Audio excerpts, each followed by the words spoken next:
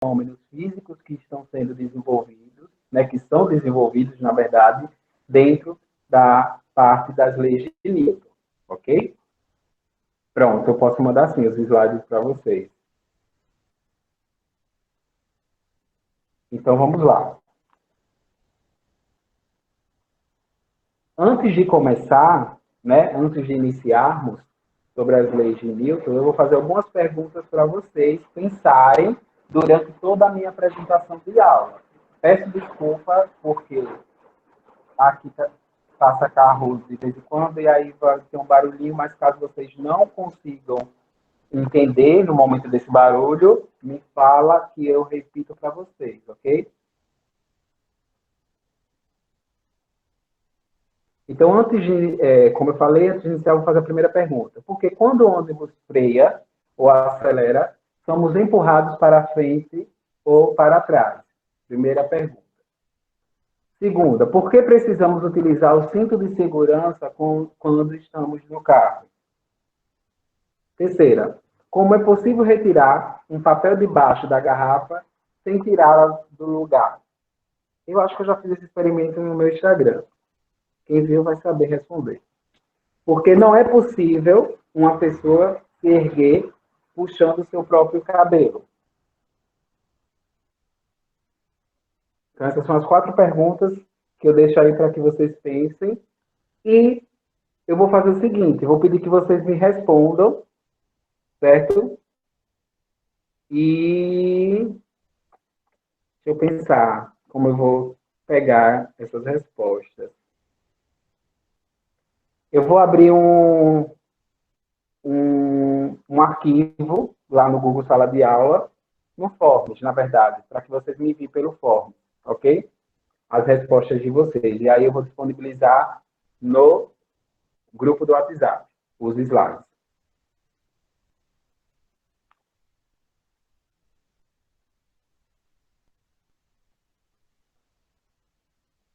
As leis de Newton elas vão determinar ações ou influências que as forças atuam ou impõem sobre um determinado corpo, certo?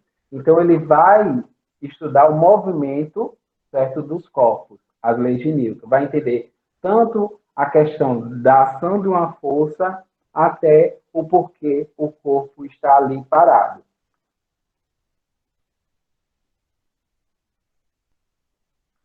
Esse é o famoso Isaac Newton, certo? Newton ele nasce no Natal de aniversário de Galileu Galilei, certo?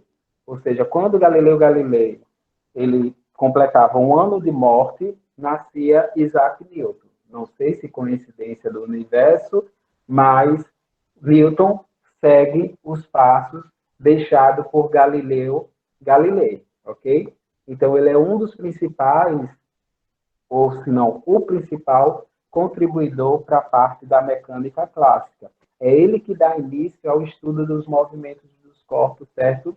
Na verdade, de uma forma mais profunda, baseado nos deixados, né, nos escritos deixados por Galileu Galilei. Ele nasce em 1642, certo? Em Workshop, em Lincolnshire, localizado na Inglaterra.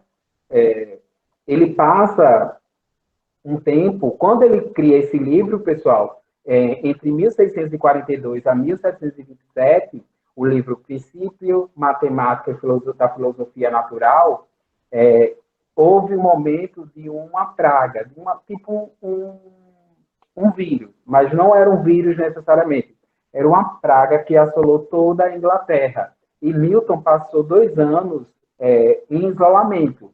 Não só Newton, como toda a população ali. E durante esse tempo, ele conseguiu produzir esse livro, que foi o livro propulsor para a mecânica clássica, para o estudo do movimento dos corpos, certo? Então, a gente observa que dentro da história, e aí a gente tem um físico vivendo nesse momento histórico uma pandemia, né? Um assolamento,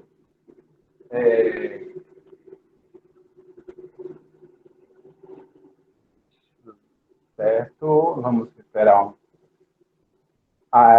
um físico vivendo uma pandemia e no momento do isolamento ele não deixou de estudar, ele fez o quê? Começou a produzir, e produziu um dos mais brilhantes livros que hoje está lá em um museu na Inglaterra, certo? Que é a primeira edição escrita a punho por Isaac Newton.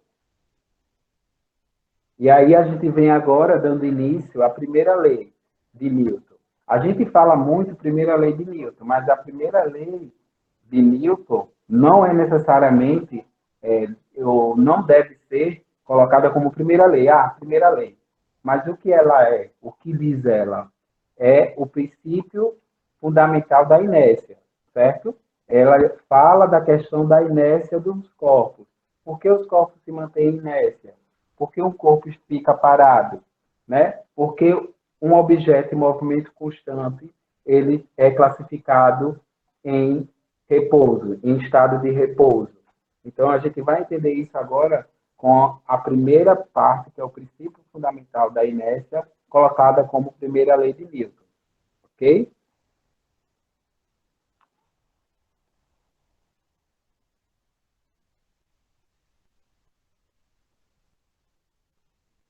E aí tem as duas contradições. Nós temos agora, novamente, dois confrontos entre a colocação aristotélica, onde o corpo ele só está em movimento porque existe uma força atuando. Na verdade, o corpo ele tem uma força por si só atuando nele quando ele está em movimento. Isso é colocado por Aristóteles. Galileu diz que o corpo inércia ele consiste em um estado natural, ok? Ele mantém sua velocidade constante. Nesse caso aí, a observação, mais uma vez, de Galileu, ela está correta. Ou seja, o corpo ele está em inércia porque é uma tendência natural dele. Ele não precisa necessariamente de uma força atuando sobre ele durante todo o seu movimento. E se ele está parado, não existe nenhuma força ali que atue sobre ele. O somatório daquelas forças, no momento que o corpo está parado, ela vai ser igual a zero, tornando o corpo no seu estado de repouso. Ok? Dúvidas, pessoal? Tranquilo?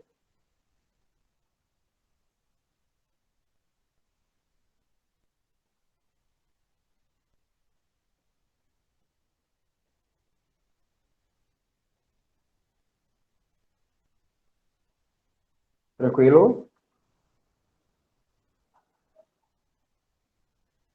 E aí vem a consideração de inércia, a conceitualização sobre o estado de inércia, que é o estado natural do corpo, manter-se parado ou em movimento retilíneo uniforme, movimento constante, onde sua velocidade ela não se altera conforme o tempo passa.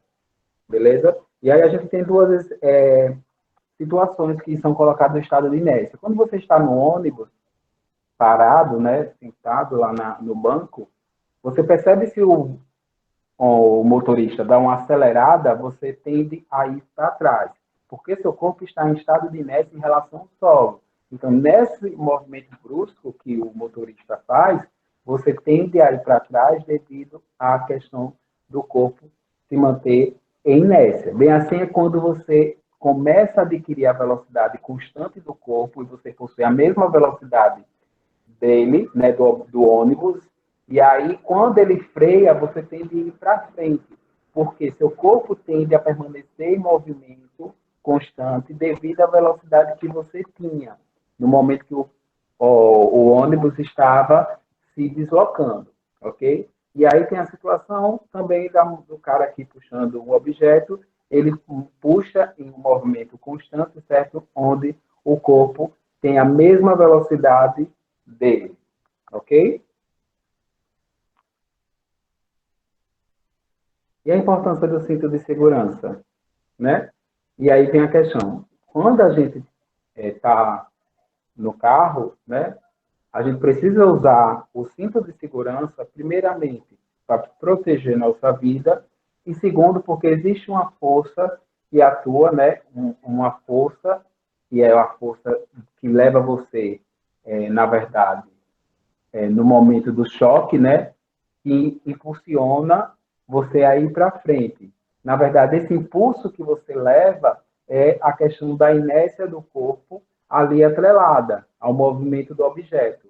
Então, por isso que, quando ele tem esse choque frontal entre dois carros ou com outro objeto, é necessário que você esteja com o cinto de segurança, porque seu corpo ele tende a ir para frente nessa colisão, certo?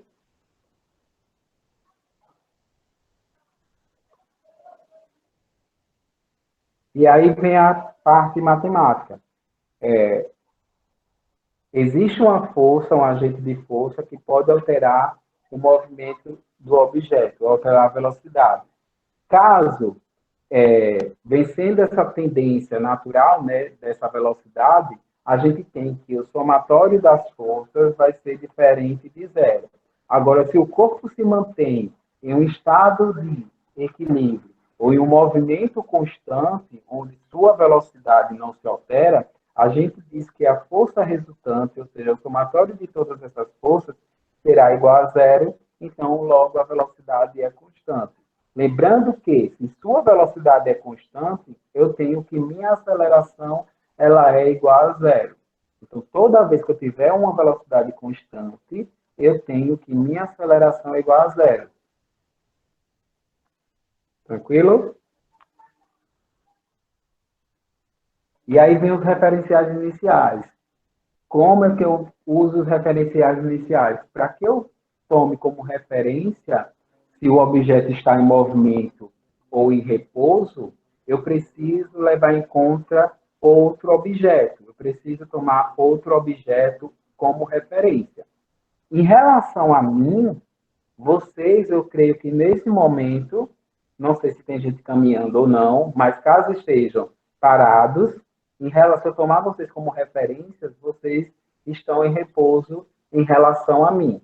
Agora, se vocês tomarem eu como referência, eu estou sentado, estou parado, então eu também vou estar em estado de inércia em relação a vocês. Então, é isso que se chama a gente tomar referenciais inerciais, ok?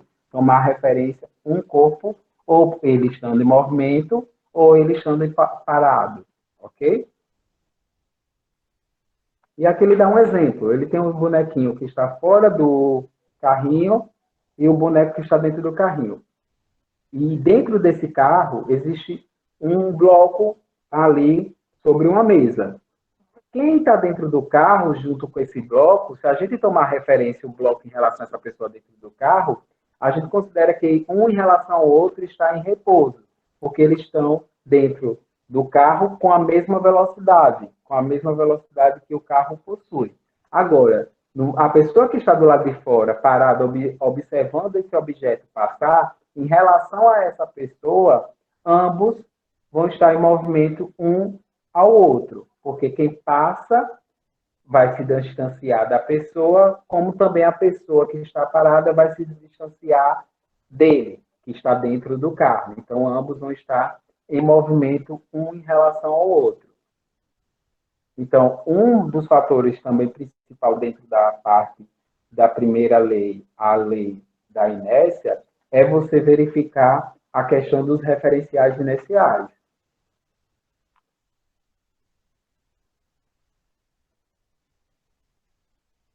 Aqui é a mesma exemplificação, só em relação agora a essa pessoa que está andando e o, novamente o carinha com o bloco lá dentro do carrinho, ok?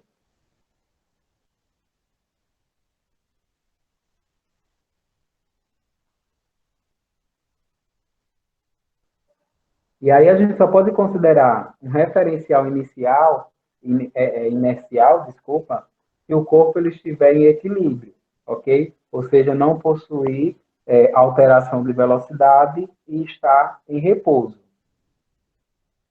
E aí, geralmente, a gente toma sempre como referência as estrelas, porque a gente considera que elas estejam fixas no céu. Então, a gente tem como referencial inicial as estrelas lá no céu.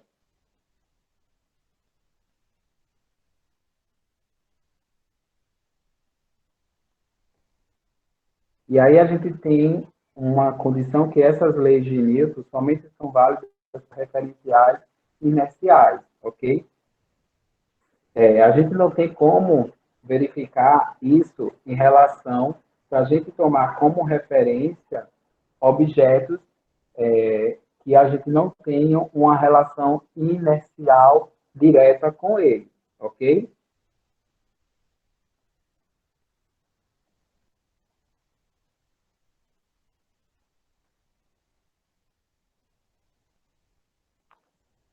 E aí a gente vai para a segunda lei, colocada como segunda lei, mas a sua conceitualização, quando se pergunta sobre as três leis de Newton, essa segunda é classificada como princípio fundamental da dinâmica. Ela agora já é diferente da primeira lei, princípio fundamental da inércia, porque o corpo agora ele não vai estar parado, certo? Não vai estar em repouso e nem vai estar com velocidade constante. Ou seja, ele vai alterar seu estado de inércia por conta de uma força que eu aplico sobre ele. Ou seja, ele vai alterar sua velocidade conforme o tempo. Se eu tenho uma alteração da velocidade, eu tenho ali que aquele corpo ele sofreu a ação de uma força. E aí, a minha força resultante, ela vai se dar pelo produto da massa vezes sua aceleração. Então, toda vez que eu quero saber a força que foi aplicada naquele objeto, certo? Eu preciso saber a sua massa vezes a aceleração que ele possui. E ele só possui a aceleração porque a sua velocidade ela se alterou, ela não se manteve constante. E aí a gente tem que ter esse pensamento de que, nesse caso, do princípio fundamental da dinâmica, existe um fator de dependência com a aceleração do corpo para que eu calcule a sua força resultante. Qual foi a sua força que resultou para que ele tivesse aquele movimento, certo? Aquela velocidade.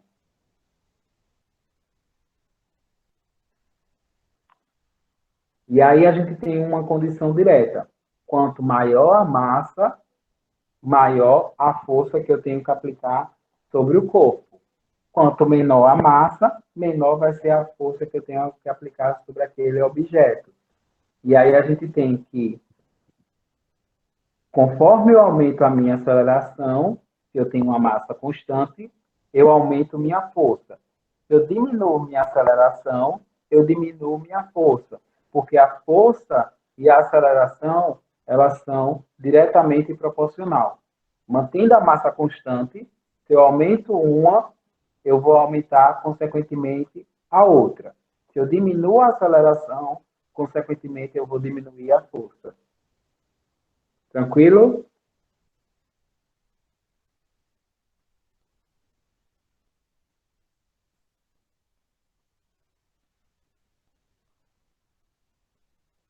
E a terceira lei, que é a lei referente da ação e reação.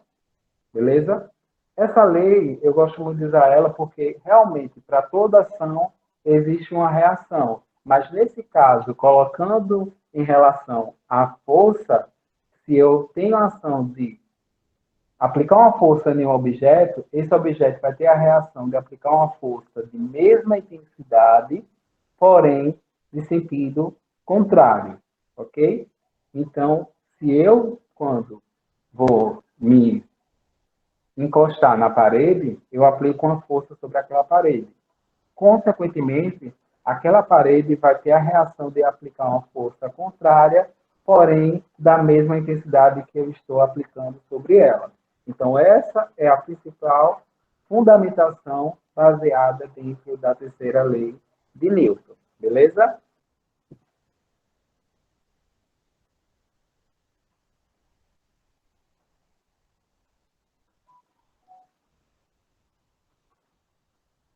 Uma observação interessante é vocês entenderem que essas forças não se equilibram. Porque se essas forças se equilibrarem, a de ação e a de reação, eu vou ter aí que o corpo vai estar parado, certo? Vai estar em inércia. Mas, na verdade, ele não vai estar em estado de inércia. Ele vai ter forças diferentes atuando sobre corpos diferentes, ok? Então, aí você vai ter o par de ação e reação. Você tem a força que atua em um sentido e a força que atua no sentido contrário. Ou seja, se você analisar sobre o plano cartesiano, você tem uma no sentido positivo e outra ainda no sentido negativo, ok? Sentidos contrários. E aí, quando você traz e iguala essas duas forças a zero, você vai ter que a força aplicada em AB vai ser somada à força aplicada em BA e vai ser diferente de zero. Sendo diferente de zero, eu, consequentemente, posso afirmar que ele não está em repouso. Beleza? E aí a gente tem várias situações de força de ação e reação. O pessoal lá do jet ski, andando aí de prancha, né, na água, ele tem a força de ação, puxar a água, né, a gente chama puxar a água para trás, e, consequentemente, ser empurrado para frente, certo? E ter esse deslocamento devido a esse par de ação e reação. Então, aí a gente percebe que não tem como considerar que o corpo está em repouso, porque ele está se movimentando devido à ação da força e à reação da água. Os pássaros voando, foguetes sendo lançados, isso são pares de ação e reação que a gente consegue observar, não no nosso cotidiano, que eu não vejo foguete por aqui, né, mas ver em notícias. Outras situações, empurrando o carro, chutar uma bola, é o par de força de ação e reação, patinação.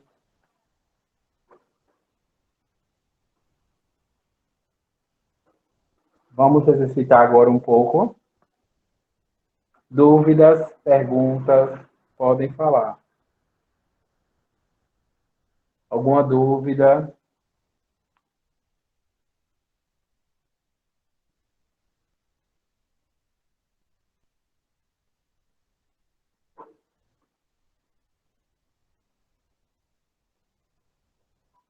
Certo.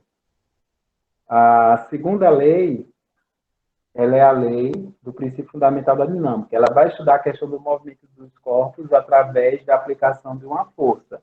Então, se eu tenho um corpo ali parado e eu aplico uma força sobre ele, ele vai entrar em movimento. Mas ele só se deslocou porque eu apliquei uma força.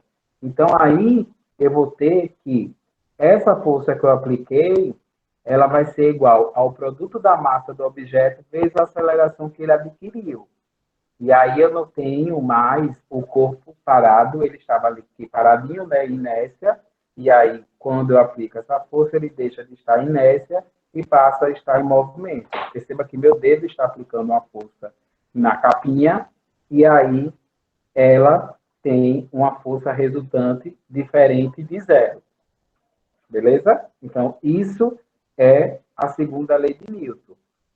A primeira, ela diz que o corpo só tende a estar em repouso desde que uma força não atue sobre ele. Então, aqui ele está em repouso ou em movimento? Aqui é princípio fundamental da inércia ou princípio fundamental da dinâmica? A capinha na minha mão. Repouso. Exato. Agora, se eu aplico uma força sobre essa capinha, ela está em repouso ainda ou ela passa a ter aceleração?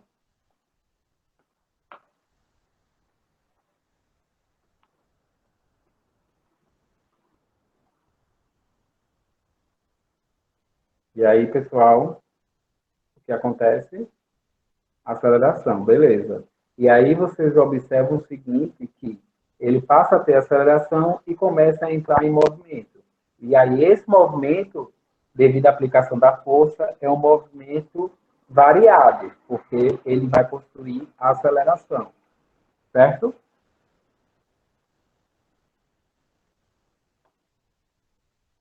Todo mundo consegue enxergar o primeiro exemplo?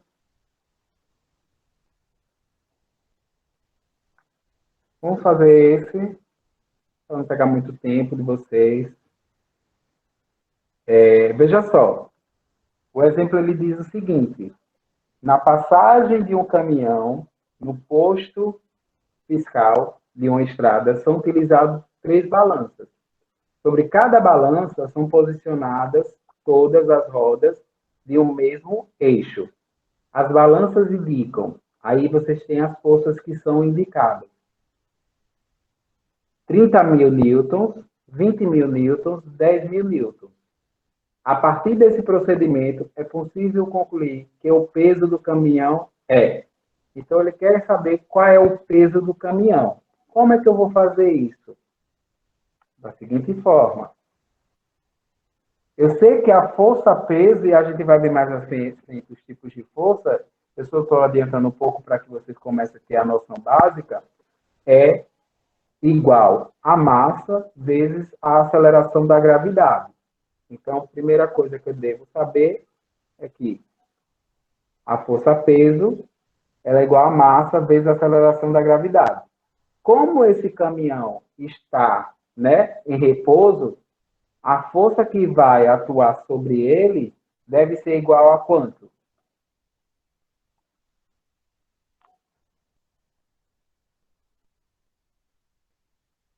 Se ele está em repouso, a força que vai atuar sobre ele, a força por peso que vai atuar sobre ele deve ser igual a quanto?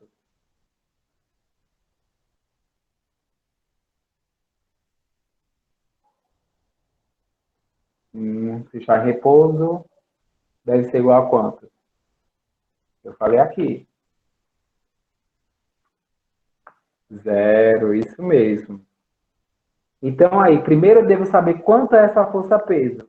Essa força-peso ela vai ser a soma das forças que tem cada uma das rodas, certo? No caso, as forças normais que ele coloca aí, indicando. Esse N indica a força normal, que é a força de contato, certo? Entre a superfície. Então, você soma 10.000 com 20.000 com 30.000 vai dar quanto? 10.000 com 20.000 com 30.000 dá quanto?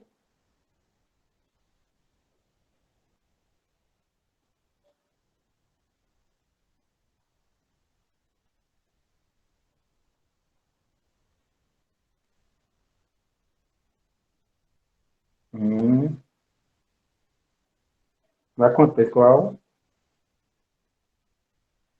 Isso, 60.000. Então, a força-peso, para que anule as forças normais, ela deve ser igual a 60.000, porque quando eu for fazer a força resultante, eu vou ter. Perceba que a força-peso está indo para o sentido negativo, né? Isso para baixo. E as normais estão no sentido positivo. O somatório dessas normais é igual a 60. O somatório da peso, né, é igual a 60 também. Só que um está 60 positivo e o outro 60.000 negativo. 60.000 menos 60.000, então, logo eu terei que a força resultante ela vai ser igual a zero. Beleza, pessoal?